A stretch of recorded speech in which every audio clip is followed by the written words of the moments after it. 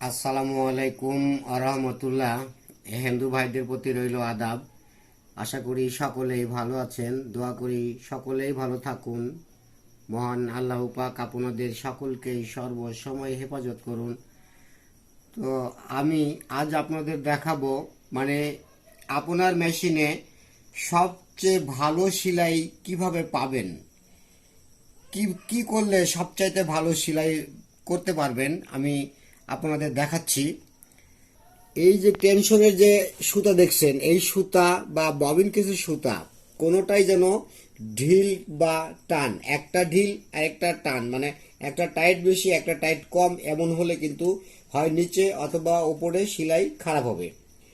আর এই জন্য আরেকটি বিষয় হলো যেটা আমি দেখাবো আপনাদের, টেনশনের সুতা বা ববিন কেসের সুতা দুইটা একই মাপে আছে, ফিট সুন্দর, দাঁতটাও নতুন, শাটেল নতুন, রেস বডি নতুন, কিন্তু তারপরেও নিচে গুটি গুটি সেলাই হয়, উপরে অনেক বেশি টাইট দিতে হয়, নিচে হালকা মানে সামান্য ঢিলে চালালে দেখা যাচ্ছে তবে হয়তো সেলাই ভালো হয়, কিন্তু না, দুইটা সুতা এক মাপে টাইট থাকতে হবে।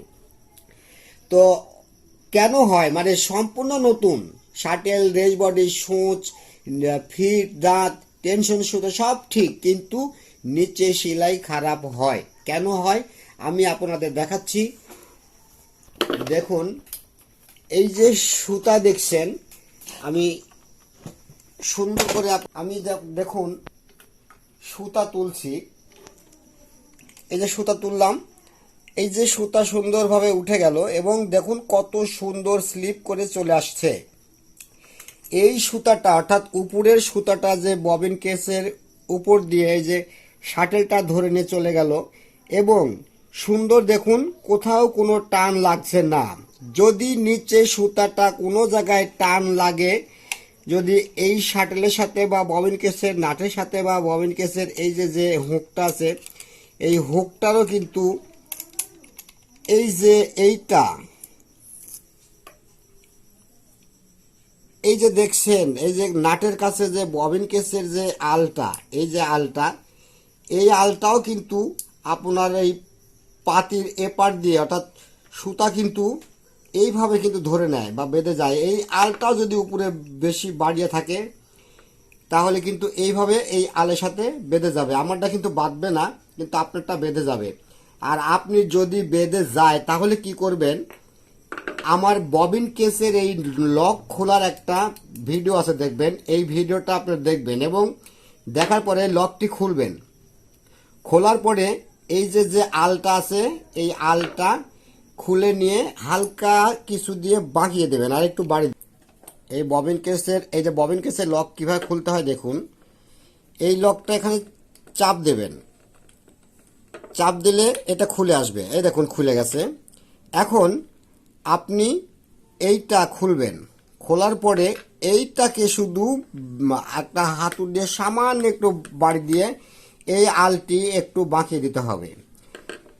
এই আলের সাথেও কিন্তু সুতা বেঁধে যায়। এই যে আমি আটকে দিলাম। এই ববিন কেসের আলটা কিভাবে বাঁকাবেন, এটা যদি কোনো সময় বেঁধে যায় সুতার সাথে কিন্তু বাঁধতে পারে, যার কারণে ওটাকে বাঁকিয়ে দেবেন। আচ্ছা, ববিন কেসে আমি সুতা লাগালাম। এখন এই যে সুতা আমি লাগালাম, এই দেখুন কত সুন্দর নিখুঁতভাবে উঠে আসলো। এখন একটা জায়গায় কিন্তু এই সুতা উঠবে না। কোথায় উঠবে না আমি দেখাচ্ছি। এটা খুলবেন, লকটি খুলে নিলেন,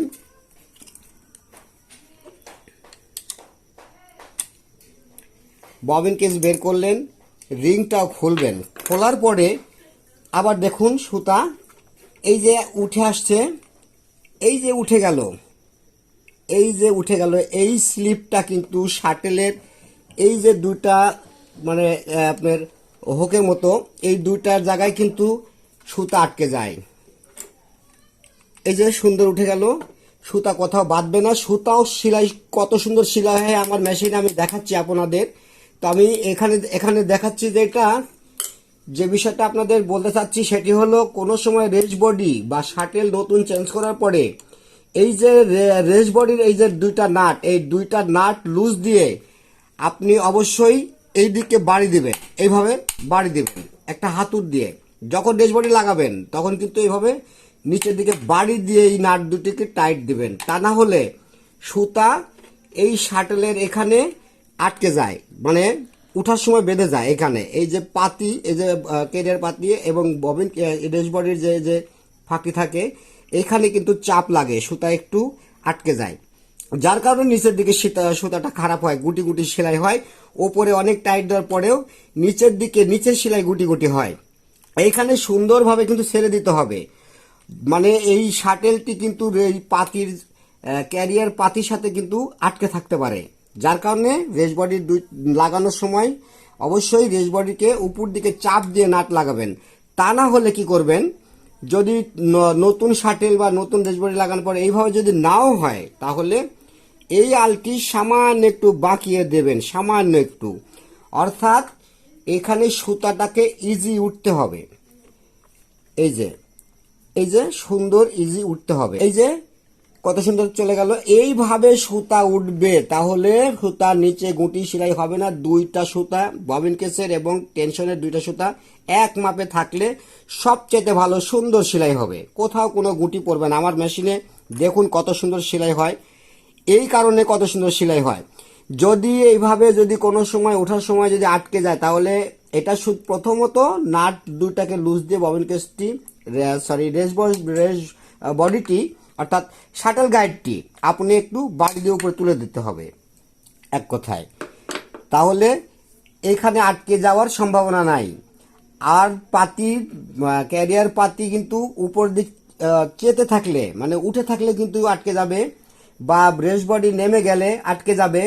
এখানে যেন আটকে না যায়, এক কথায় সুন্দর করে আপনি লাগাতে হবে ওখানে। এখন দেখুন আমি যেটা আপনাদের দেখাচ্ছি, যে এত সুন্দরভাবে যদি সুতা উঠে আসে তাহলে সেলাই কত সুন্দর হয়, আগে সেটা আমি দেখাচ্ছি। আমার এই মেশিনটির বয়স প্রায় ধরুন 50 বছরের ওপরে হয়তোবা, কারণ আমারই কিনা বহুদিন হয়ে গেল। আবার আমার মেশিনের সেলাই কত সুন্দর দেখুন, এবং সাউন্ড কত সুন্দর কোয়ালিটি দেখুন। এই যে সুন্দরভাবে উঠে আসলো, কোথাও কোনো বাধার কিন্তু নাই। এই যে আমি একটি পাক দেব, দেখুন কয়টি পাক ঘুরে, সামান্য একটু কিন্তু ছেড়ে দিলাম, এত ইজি আমার মেশিন। হয়তো বলবেন যে আপনার তো মেকার, আপনার মেশিন তো ভালো হবেই। আমি চাই আপনাদের সকলের মেশিন এত সুন্দর হোক, সুন্দর সেলাই হোক। এই যে দেখুন, এই যে আমি সেলাই করছি, কত সুন্দর শব্দ কোয়ালিটি এবং কত সুন্দর সেলাই, কোনো ঘুষি হবে না, কোনো দিকে যাবে না, আঁকা বাঁকা হবে না। এই যে দেখুন কত সুন্দর সেলাই। 50 থেকে 60 বছর বয়স আমার এই মেশিনে, এখনো সুন্দর সেলাই। আর সুন্দর সেলাইটা হওয়ার কিছু কারণ হলো, আমার যখন প্রয়োজন হয়, মানে একটু ডিস্টার্ব হলে আমি সেই পার্ট চেঞ্জ করি এবং মেশিনটিকে আরও সুন্দর রাখার চেষ্টা করি, সেলাইটি আরও সুন্দর যেন হয় সেই জন্য চেষ্টা করি। তো হয়তো আমার কথাটা বুঝতে পেরেছেন। মেশিনে সুন্দর সেলাই যদি কখনো গুটি গুটি সেলাই হয়, দুইটা সুতা টাইট একইভাবে থাকার পরে যদি গুটি সেলাই কোনো দিকে হয়, তাহলে অবশ্যই মনে রাখবেন যে এই সমস্যাটা হয়ে আছে, আপনারা অবশ্যই ঠিক করবেন। তো আজ এ পর্যন্তই, সকলেই ভালো থাকুন, সুস্থ থাকুন, আল্লাহ হাফেজ, আসসালামু আলাইকুম।